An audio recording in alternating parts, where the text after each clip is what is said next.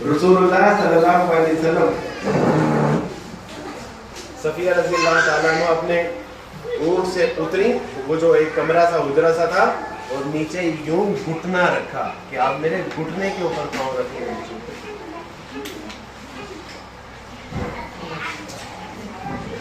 یہ تھے میرے رسول صلی اللہ علیہ وسلم۔ اگر ہم آج یوں کریں تو ہم کہتے ہیں کہ یہ کون سے عشق چڑھے ہوئے ہیں، میرے رسول کی سنت ہے یہ۔ بیویوں کے ساتھ لاڈ پیار کرنا ہم سمجھتے ہیں یہ دنیا ہے، یہ دین ہے۔ رسول اللہ صلی اللہ علیہ وسلم اپنے کندھے مبارک کے اوپر اپنی عائشہ رضی اللہ تعالیٰ عنہ کی ٹھوٹی رکھوا کر ان کو جو ہے وہ انٹرٹینمنٹ دکھا رہے ہیں، کرتب دکھا رہے ہیں۔ پوچھا عائشہ اور کہا جی اللہ رسول، پوچھا اور جی اللہ رسول، ایک بار پھر کہا اللہ رسول، اور کہا نہیں کہا بس۔ کس نے کہا ہے یہ دنیا ہے؟ یہ تو اللہ کا شکر ہے کہ اللہ سبحانہ و تعالیٰ نے مجھے اسلام قبول کرنے کی توفیق عطا فرمائی، مگر میں بہت دکیا نوز قسم کا انسان ہوتا ہے، بہت دکیا نوز۔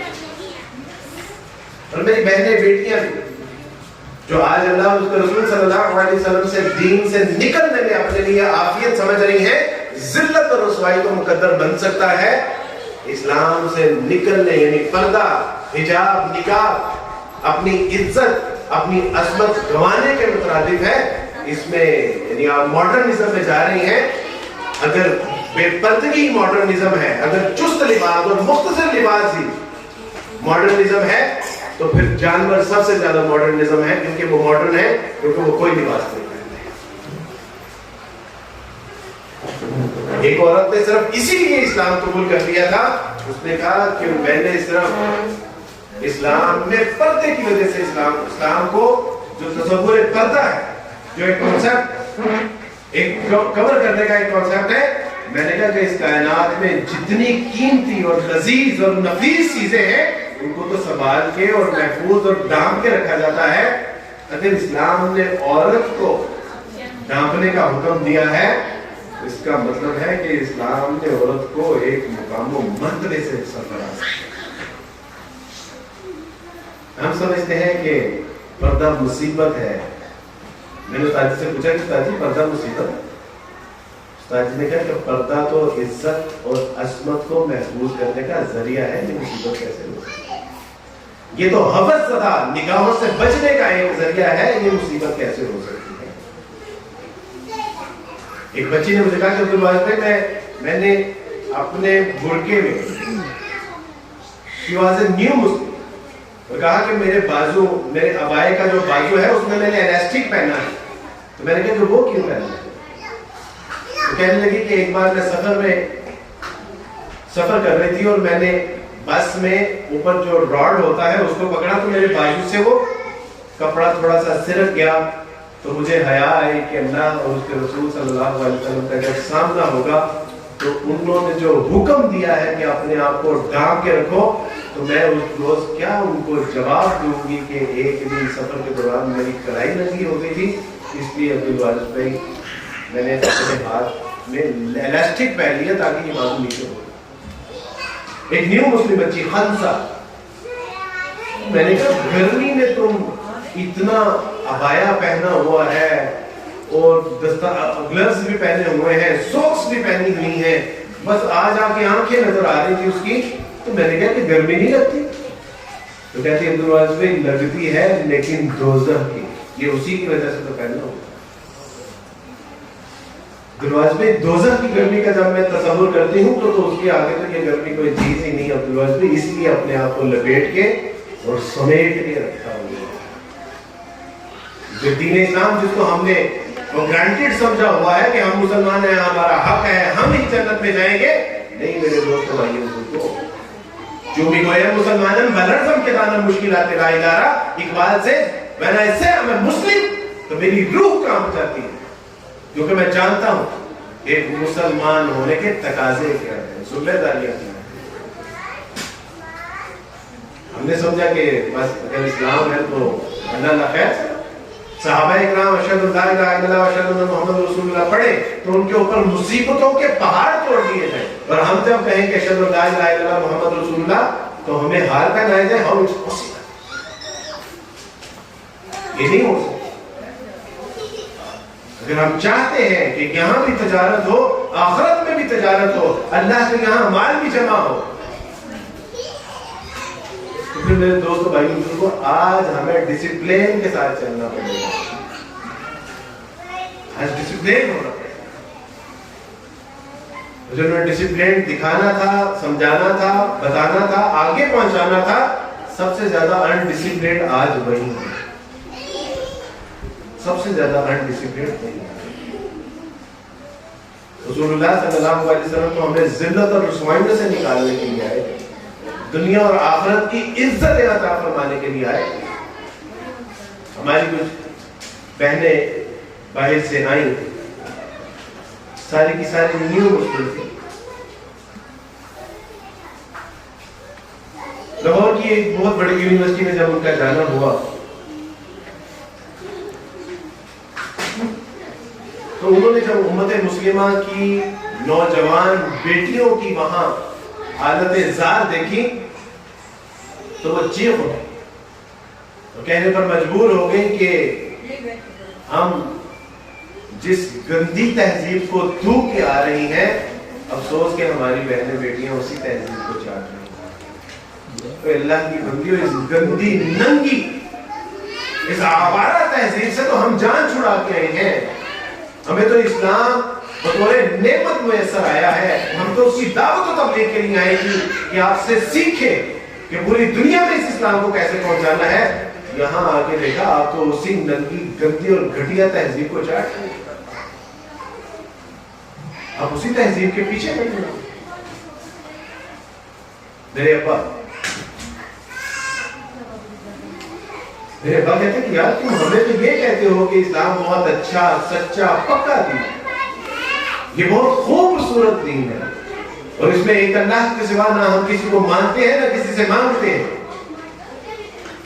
لیکن حال تمہارا یہ ہے کہ جہاں قبر دیکھتے ہو وہیں سجدہ ریز ہو جاتے ہو، وہیں منتیں مراد اور نظر و نیاز چڑھاوے شروع کر دیتے ہو. ہمیں تم کہتے ہو کہ ہم ایک اللہ کے سوا نہ کسی کو مانتے ہیں نہ کسی سے مانگتے ہیں. ہمیں تم کہتے ہو کہ گانا بجانا حرام ہے. یہ فلمیں بنانے والے، ڈرامے چلانے والے، گانا گانے والے، میوزک بجانے والے یہ مسلمان نہیں ہے. اور اسی حالت میں میرے بھائی دنیا سے رخصت ہوئے نہیں اسلام. میں 2.5 ارب مسلمانوں کے لیے دعا کرتا ہوں، لیکن اپنے ابا کے لیے دعا نہیں کرتا. حشر میں اگر ابا نے کہہ دیا کہ اللہ سبحانہ و تعالیٰ جی امت مسلمہ کا قول کچھ اور تھا، فعل کچھ اور تھا، کیا جواب دے؟ کیا عذر ہے ہمارے پاس؟ آج موقع ہے، سانسوں کی ڈوری آج سلامت ہے، آج زندگی کا رشتہ استوار ہے. آج اللہ کو شکر کرنے سے کہ اللہ سبحانہ و تعالیٰ جی آپ کا اتنا اچھا، سچا، پکا دین کہ غیر مسلم اپنے ماں باپ، بہن بھائی، رشتہ داروں کو چھوڑ کے ذلیل و رسوا ہو کے آ رہے ہیں، اسلام قبول کر رہے ہیں، قربانیاں دے رہے ہیں.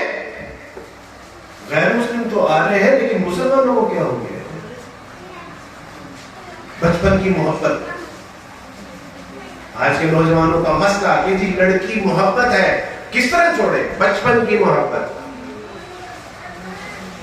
بڑے ہوئے تو اماں سے کہا کہ یہیں پہ شادی ہوگی نہیں تو میں خودکشی کر دوں گا. اماں نے کہا کہ بیٹا کیا بات کرتے ہیں، میں تمہارے ابا کو منا رہا ہوں، تو there is no problem. شادی طے ہو گئی، اور شادی سے کچھ عرصہ پہلے اللہ سبحانہ و تعالیٰ نے اسلام کے بارے میں غور و فکر کرنے کی توفیق عطا فرما دی.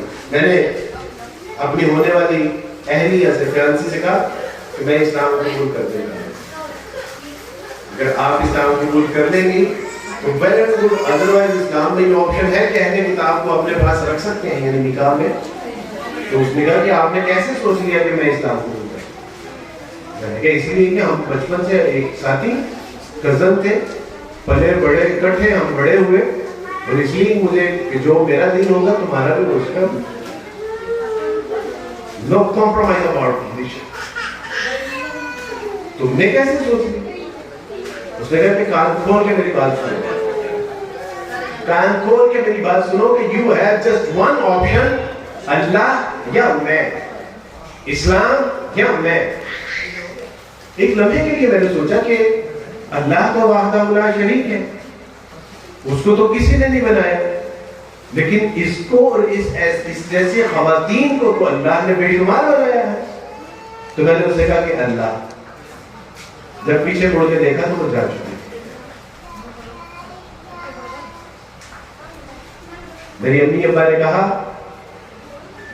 کہ دفعہ ہو جو یہاں سے، بھائی بہنوں نے کہا کہ ہمارے دروازے پہ آنے کی ضرورت نہیں ہے، اور ایک لمحے کے لیے جب میں نے پیچھے مڑ کے دیکھا تو سب جا چکے تھے اور میں اکیلا تنہا تھا۔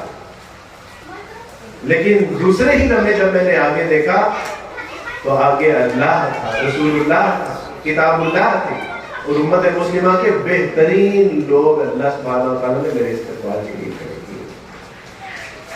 جو کبھی تندور کے اوپر نہیں کھڑا ہو سکتا تھا، جو کبھی پھٹے کے اوپر نہیں بیٹھ سکتا تھا، آج سٹی گرل ریسٹورینٹ میں لوگ اس کو سننے کے لیے بیٹھے ہوئے ہیں۔